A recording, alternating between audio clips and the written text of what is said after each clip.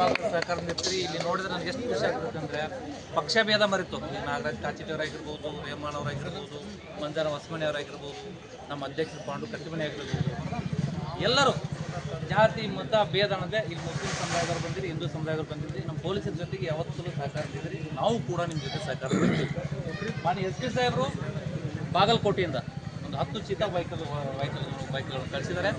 ಮುಂಬರೋ ಬಕ್ರೀದ್ ಹಬ್ಬ ಆಯಿತು, ಕಾನೂನಿನ ಅರಿವು ಆಯಿತು. ಹೋದ ವರ್ಷವೂ ಕೂಡ ಬಂದಿದ್ದು, ಈ ವರ್ಷವೂ ಕೂಡ ಬಂದಿದ್ದಾರೆ. ಇವತ್ತು ಬಾದಾಮಿ ಸಿಟಿಯಲ್ಲಿ ಮಾಡಿದ್ದೀವಿ ನಾವು ಕೆಲವೊಂದಿಷ್ಟು ಹಳ್ಳಿಗಳು, ಚೊಳಚಗುಡ್ಡ, ಹೊಸೂರು, ಬೇಲೂರು, ಜಾಲಿಯಾಳ್, ಹೆಬ್ಬಳ್ಳಿ ಮತ್ತು ನಂದಿಕೇಶ್ವರ, ಇಲ್ಲಿ 2 ದಿವಸ ಇಲ್ಲೇ ಇರ್ತಾರೆ. ಎಲ್ಲ ಕಡೆಗೆ ಇನ್ನು ತಿಳುವಳಿಕೆ ಮಾಡ್ತಕ್ಕಂಥ ಕಾರ್ಯಕ್ರಮ ಮಾಡ್ತಿದ್ವಿ. ಅವ್ರ ಜೊತೆಗೆ ನಾನು ಇರ್ತೇನೆ. ನೀವು ಭಾಳ ಸಹಕಾರ ಕೊಟ್ಟಿದ್ರಿ, ನಮ್ಮ ನಿರೀಕ್ಷೆಗೆ ಮೀರಿ ನಮ್ಮನ್ನೆಲ್ಲ ಅದ್ದೂರಿಂದ ಸ್ವಾಗತ ಮಾಡಿದ್ರಿ, ಸನ್ಮಾನ ಮಾಡಿದ್ರಿ. ನಾವು ಪೊಲೀಸ್ ಇಲಾಖೆ ವತಿಯಿಂದ ನಿಮಗೆ ತುಂಬ ಧನ್ಯವಾದಗಳನ್ನು ಸಲ್ಲಿಸ್ತೀನಿ.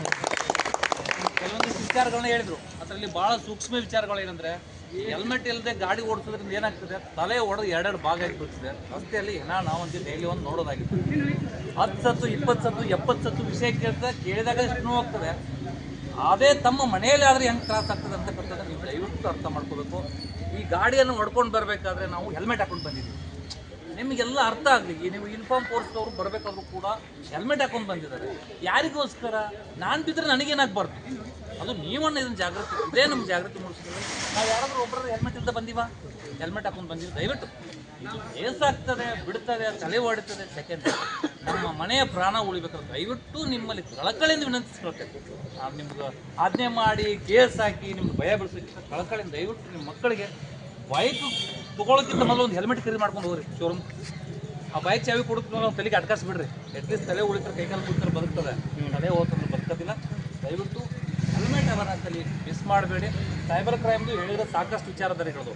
ಇನ್ನು ಬಾಲ್ಯ ವಿವಾಹ ಪದ್ಧತಿ ಬಗ್ಗೆ 18 ವರ್ಷ ತುಂಬಿರದ ಹೆಣ್ಮಗುವನ್ನ 21 ವರ್ಷ ತುಂಬಿದ ಗಂಡು ಮಗು ಮದುವೆ ಮಾಡಬೇಡ್ರಿ. ನೀವೇನೋ ತಿಳ್ಕೊಂಡ್ಬಿಟ್ರೆ ಗಪ್ಚುಪ್ ಮದುವೆ ಮಾಡಿ ನಡೀತಂತೆ. ಏನು ಗಪ್ಚುಪ್ ಮದುವೆ ನಡೆಯೋದಿಲ್ಲ. ಮದುವೆ ಮಾಡೋಕ್ಕಿಂತ ಯಾರ್ಯಾರು ಆರೋಪಗಳಾಗ್ತಾರೆ, ಆ ಮದುವೆ ಮಾಡ್ಕೊಂಡು ಗಂಡ ಆರೋಪಿ ಆಗ್ತಾನೆ, ಅವ್ರ ಅವ್ವ ಅಪ್ಪ ಆರೋಪಿ ಆಗ್ತಾರೆ, ಹುಡುಗಿ ಅವ್ವ ಅಪ್ಪ ಆರೋಪಿ ಆಗ್ತಾರೆ. ಈ ಹಿರಿಯರನ್ನು ಕೂತಿರ್ತಾರಲ್ಲ, ಸಕ್ರೆ ಕೂತಿ ಟೆಕ್ನಿಕ್ ಆದ ಪೆಂಡಲ್ಲ ಅವನು ಆರೋಪಿ ಆಗ್ತಾನೆ. ಗಂಟೆ ಬಿಡಕ್ಕೆ ಕೂತಿರ್ತಾನೆ, ಅವನು ಆರೋಪಿ ಆಗ್ತಾನೆ. ಈ ಫೋಟೋದಾಗ ಹೋದ್ ನಿಮ್ ಕಾಲ್ ಹಿಡ್ಕೊಂಡು ನಿಂತಿರ್ತಾರೆ, ಇಬ್ರು ನೀವು ನಿಂತಿರ್ತಾರೆ, ಇಬ್ರು ಕಾಲ್ ನಿಂತಿರ್ತಾರೆ, ಬಂದ ಅವರು ಆರೋಪಿ ಆಗ್ತಾರೆ. ನೀವು ಆ ಸ್ಟೇಜ್ ಮೇಲೆ ಹೋಗಿ ಮಜಾಸ್ತ್ರಿ ಅಕ್ಕಿ ಕಾಳು ಹೋಗೋದು ಪಾದ ಕೊಟ್ಟಿರ್ತೀರಿ, ಅವರಿಗೆ ಪಾದ ನಮ್ಮ ಸ್ಟೇಷನ್ ಬರ್ಬೇಕಾಗ್ತದೆ. ದಯವಿಟ್ಟು ಮದುವೆ ಆಗಕ್ಕೆ ಕರೆದ್ರೆ ಒಂದು 18 ವರ್ಷಗಳು ಕನ್ಫರ್ಮ್ ಮಾಡ್ಕೊಡ್ರಿ. ನೀವೆಲ್ಲರೂ ಆರೋಪಿ ಆಗೋದು ಬೇಡ. ಇನ್ನೊಂದು ವಿಷಯನ ಹೇಳ್ಬೋದು ನೀವು, ಸರ ನಾವೆಲ್ಲನೂ ಹಿಂಗೆಲ್ಲ ಚೆತ್ತ ಇದು ಹೈದ್ವಿ ಮಾಡೋದಿಲ್ಲ ಸರ್, ಅತ್ತ ತಟ್ಟ್ಯಾಗ ಮಾಡ್ತೀವಿ ಸರ್ ಹಳ್ಳಿಯಾಗ ಅಂತೀರಿ.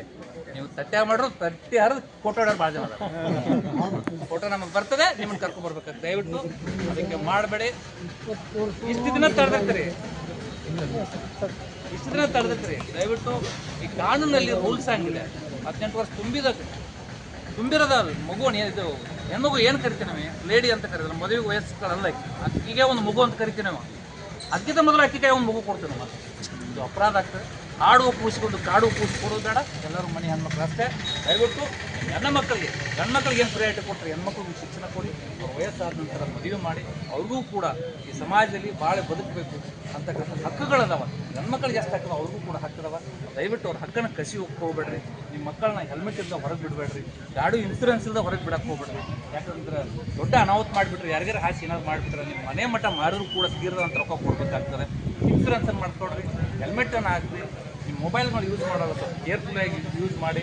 ಮಕ್ಕಳ ಕೈಯಾಗ ಮೊಬೈಲ್ ಕೊಟ್ಟು ಅದಕ್ಕೆ ಬ್ಯಾಂಕ್ ಲಿಂಕ್ ಕೊಟ್ಟು ವರ್ಷಾಂತ ಕೊಟ್ಟು ನಿಮ್ಮ ಭವಿಷ್ಯ ಕೊಟ್ಟು ದುಡ್ಡಂಥ ದುಡ್ಡನ್ನು ಯಾರೋ ಫಾಸ್ಟಾರ್ ಕೈಯಾಗ ಕೊಡುವಂತ ಆಗಬಾರ್ದು. ಸ್ವಲ್ಪ ಜಾಗೃತವಾಗಿರ್ರಿ. ನಾನು ಮತ್ತೆ ಸಮಯ ಸಂದರ್ಭ ಬಂದಾಗ ಈ ಕಾರ್ಯಕ್ರಮವನ್ನು ಉದ್ದೇಶಿಸಿ ಮಾತಾಡ್ತೇನೆ. ಈ ನನ್ನ ಚೀತಾ ಬೈಕ್ದವರಿಗೆ ನನ್ನ ಪರವಾಗಿ, ನಮ್ಮ ಈ ಬಾದಾಮಿ ಗ್ರಾಮಸ್ಥರ ಗುರು ಹಿರಿಯರ ಪರವಾಗಿ ಮತ್ತೊಮ್ಮೆ ತುಂಬ ಧನ್ಯವಾದ ಹೇಳ್ತಾ ನಾನು ಮುಂದಿನ ಪ್ರಯಾಣ